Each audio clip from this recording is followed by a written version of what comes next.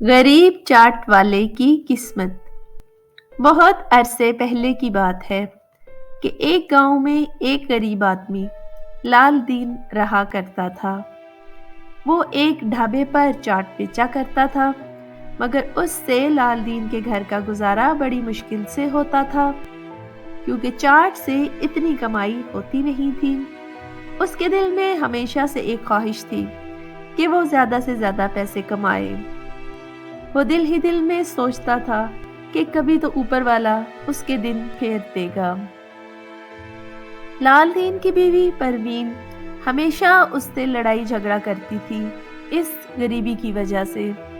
وہ ہمیشہ اس سے کہتی تھی، لال دین تم ہمیشہ غریب کے غریب ہی رہو گے، تم سے کوئی بھی کام اچھے سے نہیں ہوتا۔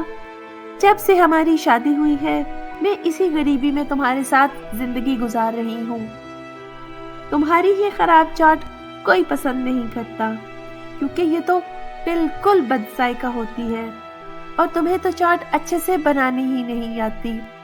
یہی وجہ ہے کہ گاہک تمہارے پاس آنا پسند ہی نہیں کرتے، اور گھر کا گزارا بھی میں بڑی مشکل سے کرتی ہوں۔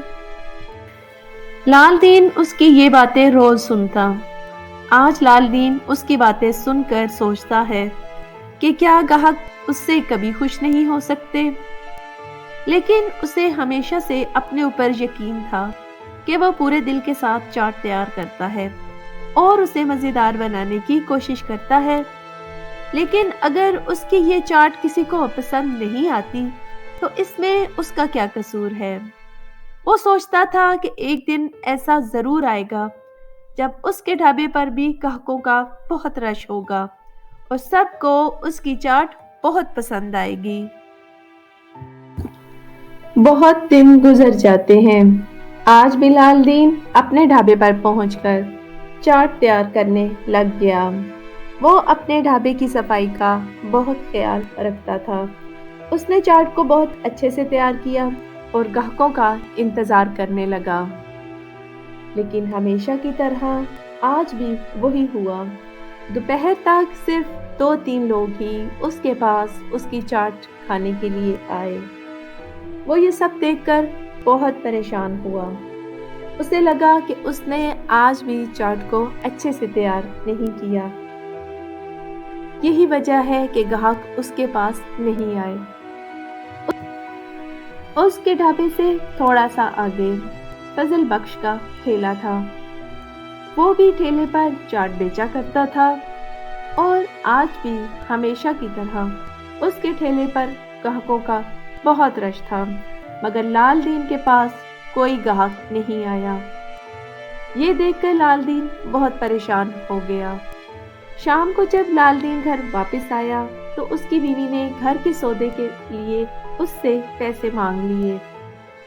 لال دین نے جب پیسے اس کے ہاتھ پر رکھے تو اس کی بیوی غصے میں اس سے لڑنے لگی۔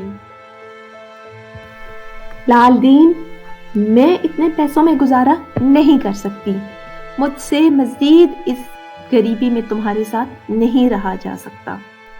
تم اپنا گھر اور اپنے بچے سنبھالو، میں اپنے میکے جا رہی ہوں۔ لال دین نے اسے سمجھاتے ہوئے کہا، دیکھو پروین، اچھے گھرانے کی لڑکیاں ایسا نہیں کرتی۔ ان کے شوہر کا گھر ہی ان کا اپنا گھر ہوتا ہے۔ اگر اس مشکل میں تم میرا ساتھ دو تو مجھے اللہ پر پورا یقین ہے کہ ایک دن میری محنت کا صلہ مجھے ضرور ملے گا اور ہمارے حالات بدل جائیں گے۔ لال دین کی باتیں سن کر اس کی بیوی نے منہ بنایا اور غصے سے وہاں سے اٹھ کر چل دی۔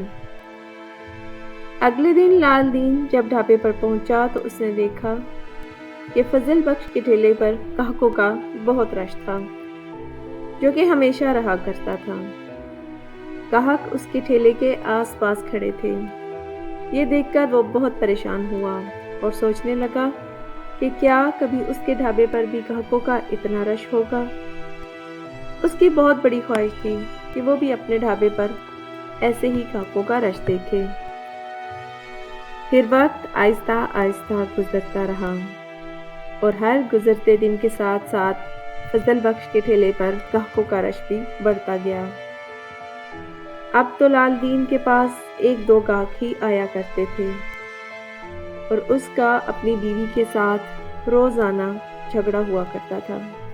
پھر کچھ دن کے بعد ایک دن جب وہ اپنے ڈھابے پر بیٹھا گاہکوں کا انتظار کر رہا تھا تو فضل بخش جو اس کے ڈھابے کے ساتھ ٹھیلا لگایا کرتا تھا وہ اس کے پاس آیا اور بولا، ارے لال دین، دیکھو میری بات مانو، تمہارا یہ ڈھابا تو ویسے بھی نہیں چلتا، تو تم ایسے کرو کہ یہ اپنا بیکار سا ڈھابا بند کرو اور کہیں اور لے جاؤ، کیونکہ تمہارے پاس تو کوئی گاہک آتے ہی نہیں ہیں اور سارے گاہک تو میرے پاس آتے ہیں کیونکہ انہیں میری مزیدار چاٹ ہی پسند آتی ہے۔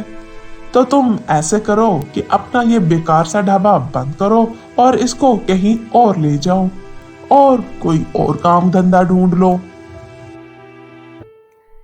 لال دین فضل بخش کی یہ ساری گھمنڈی باتیں سن کر بہت دکھی ہوا اور بولا، دیکھو بھائی، تم میری فکر بالکل نہیں کرو، میں اپنا کام بہت اچھے سے جانتا ہوں اور مجھے اپنے اللہ پر بھی پورا یقین ہے کہ ایک دن میرے ڈھابے پر تمہارے ٹھیلے سے زیادہ رش ہوگا، کیونکہ میں بھی اتنی ہی محنت کرتا ہوں جتنی تم کرتے ہو، اور مجھے یقین ہے کہ ایک دن میرا اللہ مجھے میری محنت کا پھل ضرور دے گا۔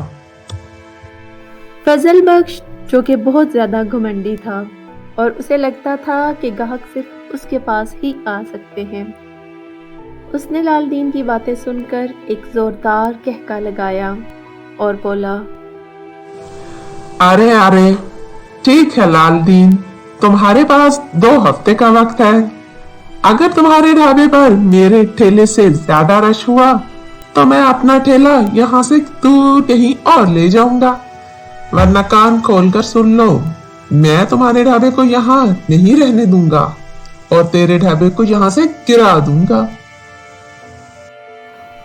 لال دین اس کی گھمنڈی باتوں میں آ کر پھنس گیا اور اس نے مجبوری میں ہاں کہہ دیا۔ فضل بخش اس کی یہ ہاں سن کر ہنس دیا اور ہنستے ہوئے وہاں سے چل دیا۔ اگلے 2 دن بہت زیادہ سوچنے کے بعد لال دین نے اپنی چاٹ نئی ریسیپی سے تیار کی اور اچھے سے گاہکوں کے سامنے پیش کی، مگر اب بھی اس کے ڈھابے پر گاہکوں کا رش نہ ہوا۔ شام کو پریشان دل کے ساتھ لال دین گھر جانے کی تیاری کرنے لگا۔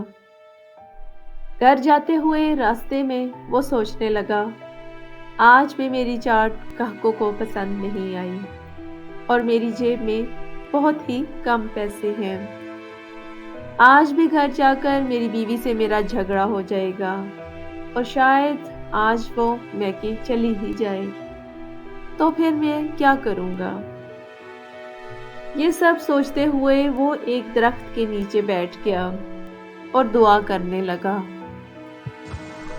اے اللہ میری مدد فرما، میرے دل کی مراد پوری کر دے، اگر میرا یہ ڈھابا بند ہو گیا تو میرے بچے بھوک سے مر جائیں گے اور میری بیوی بھی مجھے چھوڑ کر میکے چلی جائے گی۔ دعا کرنے کے بعد وہ اس درخت سے ٹیک لگا کر بیٹھ گیا اور اس کی آنکھ لگ گئی۔ خواب میں اس نے خوبصورت پری کو دیکھا جس نے ہاتھ میں ایک خوبصورت چھڑی پکڑ رکھی تھی۔ پری بولی، لال دین، میں تمہاری مدد کرنے آئی ہوں، تم ایک اچھے انسان ہو اور بہت دل لگا کر محنت کرتے ہو، اس لیے میں تمہاری مدد کرنے آئی ہوں۔ جس درخت کے نیچے تم بیٹھے ہو اس کے پتے اگر تم اپنی چاٹ میں ڈال لو گے تو تمہاری چاٹ بہت مزیدار ہو جائے گی۔ یہ سن کر لال دین بہت حیران ہو گیا اور پری اپنی سنہری چھڑی لہراتے ہوئے وہاں سے غائب ہو گئی۔ لال دین کی آنکھ کھل گئی اور وہ جلدی سے اٹھا اور درخت پر چڑھ کر اس کے پتے توڑنے لگا۔ اس نے درخت کے بہت سے پتے جمع کر لیے اور اپنے گھر کی طرف چل پڑا۔ اگلی صبح لال دین نے چاٹ تیار کرتے ہوئے وہ جادوئی پتے بھی اپنی چاٹ میں مکس کر دیے اور چاٹ کو بہت اچھے سے تیار کیا۔